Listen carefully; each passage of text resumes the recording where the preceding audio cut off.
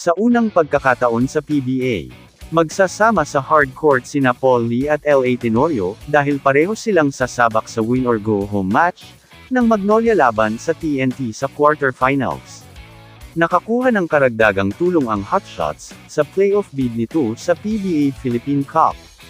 Muling na-activate ng Magnolia ang nasugatang guard na si Paul Lee, at makakasama sa unang pagkakataon si playing coach L.A. Tenorio sa PBA, habang sinisikap ng koponan na manatiling buhay sa quarterfinal series nito laban sa TNT Tropang 5G.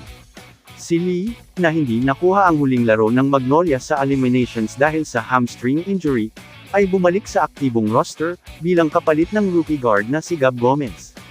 Ang laro ngayong Sabado laban sa TNT, ay ang unang pagkakataon na makakasama ni Lee si Tenorio, ang kanyang dating kakampi sa Gilas Pilipinas, na kinuha ang kanyang roster spot sa koponan, kasunod ng injury na natamo niya sa laban ng Hotshots laban sa Rain or Shine sa Bahrain.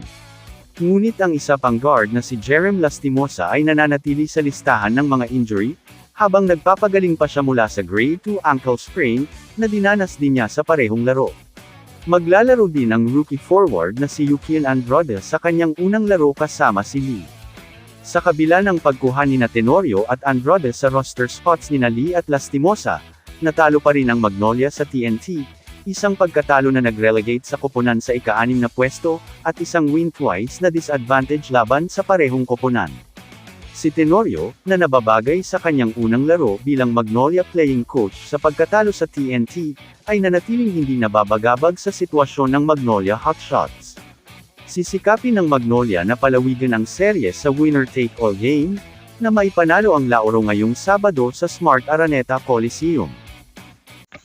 Kamusta mga idol? Sports Zone PH para sa sports news and update.